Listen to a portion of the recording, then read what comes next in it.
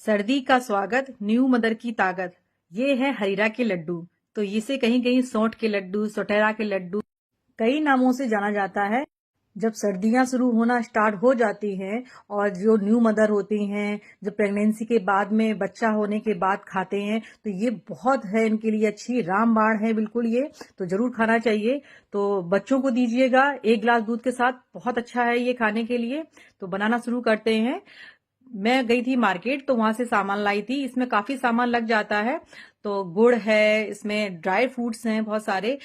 हरीरा लड्डू बनाने के सबके अपने अपने तरीके होते हैं, लेकिन मैं जिस तरीके से बनाती हूँ ना, सब मुझको कहते हैं कि दीदी प्लीज मेरे घर में चल के बना दो, या कैसे बनाते हैं। तो वही रेसिपी मैं शेयर कर रही हूँ आपके साथ, और ये तरीका बहुत इजी है। तो चलिए बनाना शुरू करते हैं। तो ये है खसखस, इसको पॉपी सीड भी बोलते हैं, पोस्ता दाना भी बोलते हैं। तो ये 250 ग्राम का था, तो 100 या 150 ग्राम हमने पोस्ता दाना निकाल लिया है एक कटोरे में। अब इसमें क्या करेंगे, पानी डाल देंगे, क्योंकि पोस्ता दाना अगर आप डायरेक्ट पीसेंगे या बनाएंगे तो वो साबित साबित सा रह जाता है और एकदम आटे जैसा नहीं होता है, और न्यूट्रिशन का कोई मतलब नहीं होता फिर इसका। तो पहले लोग ऐसे ही बनाते थे, उसी तरीके से हम बनाएंगे। तो थोड़ी देर के लिए भिगो के सोक करने के लिए रख दिया है। तब तक और तैयारियां कर लेंगे। तो ये ले लिए हैं पिस्ता। तो ये एक कटोरी पिस्ता है, 50 ग्राम के लगभग होंगे। आप जो ड्राई फ्रूट्स हैं उसे कम ज्यादा कर सकते हैं, और कटोरी से हम नाप भी बता देंगे आपको जिस हिसाब से आपको लेना है। और सारे पिस्ता छील लिए हैं। तो बस, जब ये छीले तो वो आधे से आधे रह जाते हैं, तो आप उस हिसाब से ले लीजिएगा। अब हम पिस्ता ले लेंगे, एक कटोरी भर के ले लेंगे बादाम। बादाम की संख्या थोड़ी ज्यादा रखेंगे। अब ले लेंगे आधा कप अखरोट, अखरोट थोड़ा कम ही रखिएगा। और फिर ले लेंगे काजू, काजू भी हम एक कटोरी भर के लेंगे। फिर ले लेंगे किशमिश, तो 1/4 कटोरी है, वो स्पून धोखे से लिख गया, 1/4 कटोरी है। और सूखा गरी आदि ले लेंगे। अब इसमें जितनी भी है आप कम ज्यादा कर लें अपने अकॉर्डिंग, कोई दिक्कत नहीं है। अब सारे ड्राई फ्रूट्स में क्या करेंगे, जो गरी है उसको हम छोटा छोटा काट लेंगे। उसका टेस्ट बहुत अच्छा आता है। अगर आप चाहें तो आप ग्रेट करके भी डाल सकते हैं, और नहीं तो ऐसे काट लीजिए, लेकिन काटना बड़े सावधानी से, क्योंकि मेरा अंगूठा तो कट ही चुका था। ये छोटा छोटा तो एक्सीडेंट किचन में हो ही जाता है सबके साथ में। कोई बात नहीं, आगे बढ़ेंगे। और बस, गरी हमने छोटी छोटी काट ली थी। अब इसके बाद हम क्या करेंगे, एक कढ़ाई लेंगे और उसमें डाल देंगे एक बड़ा चमचा भर के घी। तो देसी घी में बनाएंगे। अब ले लेंगे 1/4 कटोरी गोंद। तो ये छोटी महीन गोंद आती है। गोंद और कतीरे में बहुत अंतर होता है, तो आप जरा देख के लीजिएगा गोंद को। और जो गोंद होता है वो छोटा छोटा आता है। गोंद बहुत ताकतवर होता है, इसे जरूर खाइएगा। और गोंद को थोड़ा थोड़ा करके फ्राई कीजिएगा, और जो फ्लेम है वो धीमी रखिएगा, बहुत ज्यादा तेज नहीं, मीडियम रखिएगा, बहुत स्लो भी नहीं। सारी गोंद को हम थोड़ा थोड़ा करके ही फ्राई कर रहे हैं। ये देखिए, सारी गोंद हमने फ्राई कर ली है। और इसके बाद निकाल लेंगे, अच्छे से ठंडा होने देंगे अब उसको एक जगह। अब ये ड्राई फ्रूट्स हैं, इसमें सबसे पहले हम बादाम को बस 2 मिनट के लिए फ्राई करेंगे, जिससे कि अच्छे से ये फ्राई हो जाएगा। सिर्फ 2 मिनट ही करिएगा, ज्यादा नहीं करना है इसको। और बादाम थोड़ा जल्दी नहीं होता है, लेट होता है, इसीलिए बादाम को पहले कर लिया। और जो काजू है, पिस्ता है, अखरोट है, इनको सबको एक साथ हम कर लेंगे सिर्फ 1 मिनट के लिए, इससे ज्यादा नहीं करना है, क्योंकि इसकी शेल्फ लाइफ ज्यादा बढ़ जाती है। इसीलिए थोड़ा फ्राई करके डालिएगा, तो ये लड्डू खराब नहीं जल्दी होते हैं, और टेस्ट भी बहुत अच्छा आता है। उनको तो एक साथ कर लेंगे, लेकिन जो गरी है उसको, गरी को फ्राई करके अलग रखेंगे। गरी अभी उसमें बाद में मिक्स करेंगे, तो गरी को भी हमने कर लिया। अब हम ले लेंगे मखाने, तो उसी घी में हम सब ऐड कर रहे हैं। तो ये 100 ग्राम या 150 ग्राम के लगभग मखाने हैं। और चेक करके डालिएगा, मखानों में जो ब्लैक ब्लैक आ जाता है ना, उसका सीड ऊपर का, वो निकाल दीजिएगा। अब मखानों को भी जब क्रंची से हो जाएं, बस फ्राई करके इसको भी निकाल लीजिए। तो एक चम्मच जो बड़ा वाला था, उस घी में इतने सारे ड्राई फ्रूट सारे मेरे फ्राई हो गए हैं। बिना घी के किशमिश को सिर्फ कुछ सेकंड के लिए आप इस तरीके से निकाल लीजिए गर्म करके। अब सेम कढ़ाई में 1 स्पून भर के और घी गरम किया है। इसमें लिया है गेहूं का आटा, नाप के है तो 1 कटोरी, वजन में 250 या 200 ग्राम आप ले लीजिएगा। गेहूं का आटा आप मोटा लीजिएगा थोड़ा सा, और जो रूटीन में जो रेगुलर होता है हम लोग खाते हैं वही लीजिएगा।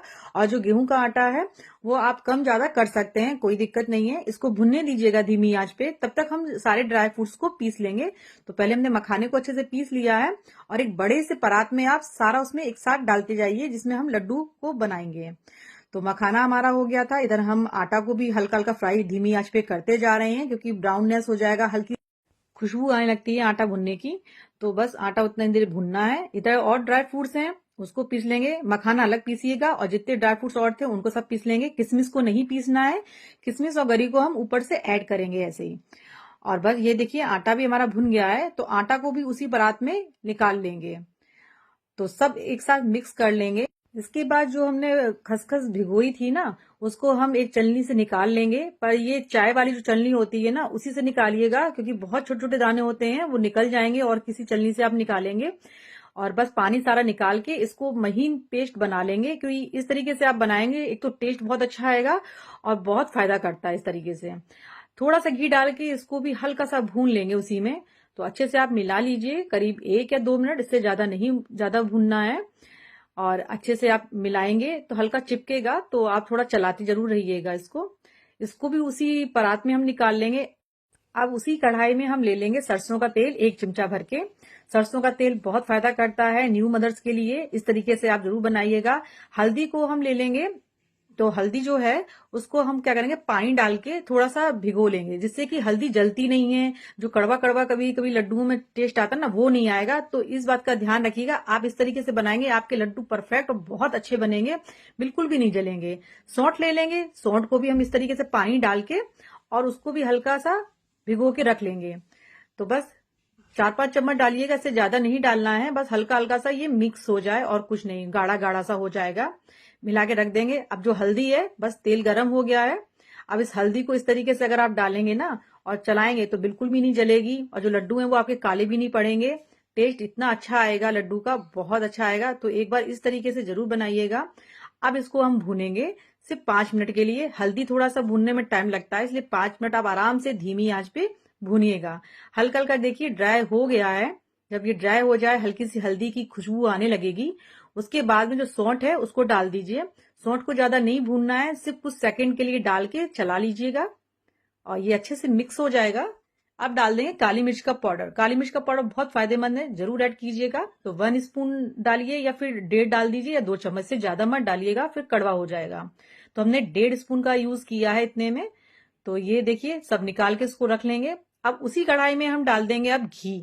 थोड़ा सा आधी स्पून डाला है, बड़ा वाला जो चमचा होता है। अब ले लेंगे इसमें, इसी में डाल देंगे हम गुड़। तो गुड़ के हमने 2 बड़े बड़े बट्टे जो होते हैं उनको लिया है। तो ये करीब 200 या 250 ग्राम गुड़ है।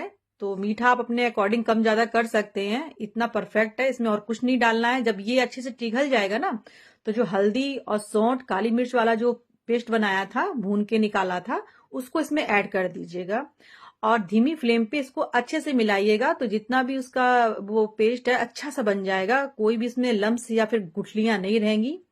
अब गुड़ को थोड़ा सा ठंडा होने दीजिए, गुनगुना हो जाए, एकदम गर्म मत डालिएगा। तो जो मिक्स था उसको हमने अच्छे से मिला लिया था। अब ये गोंद है, इसको अब डालिएगा थोड़ा सा हाथों से क्रश करके। इसको बिल्कुल पीसना इसना नहीं है, बहुत अच्छे से क्रश हो जाता है हाथों से। और उसका जो टेस्ट आएगा ना, तो वो खाने में बहुत अच्छा लगता है। जो व्हाइट में एकदम क्रंचीनेस आता है, तो ये गोंद का आता है। और गोंद फायदा तो बहुत ही करता है। इस तरीके से आप जो गुड़ है उसको भी डाल देंगे।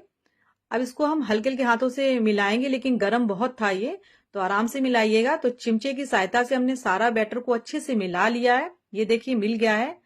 अब इसको हम सौंठ के लड्डू को बना लेंगे इस तरीके से। ये देखिए सेम वैसी ही प्रोसेस है हरीरा के लड्डू जो मम्मी लोग बनाती थी, और खाने में तो बहुत टेस्टी है ये। तो इस तरीके से आप बनाइएगा हरीरा के लड्डू। इसमें बहुत सारा कैल्शियम, न्यूट्रिशन और न्यू मदर्स के लिए तो बहुत अच्छा है। तो जब भी बच्चे होते हैं तो ये लड्डू हर कोई बनाता है घर में। आप कैसे बनाते हैं जरूर बताइएगा। सारे लड्डू बन के तैयार हो गए हैं। इसकी सेल्फ लाइफ बहुत है, आप महीनों तक भी रख सकते हैं, बिल्कुल भी खराब नहीं होगा। पर महीने तक ये चलेंगे नहीं, ये पक्का वादा है, क्योंकि बहुत जल्दी खत्म होने वाले हैं। बच्चों को रोज दूध के साथ दीजिए, या आप दूध के साथ खाइए। जो हड्डियों में दर्द है, पैरों में दिक्कत है, बिल्कुल नहीं होगा। डायबिटीज के पेशेंट है ना, वो भी खा सकते हो, क्योंकि इसमें कोई चीनी नहीं है, गुड़ है, गुड़ नेचुरल होता है। और बच्चों को जरूर दीजिएगा रोज, तो सर्दी जुकाम से ये दूर रहेंगे। अब सर्दियां शुरू हो रही हैं, तो जरूर बनाइएगा। और आपको ये मेरी रेसिपी कैसी लगी जरूर बताइएगा कमेंट करके। मिलते हैं नेक्स्ट वीडियो में। Tata, take care, bye bye.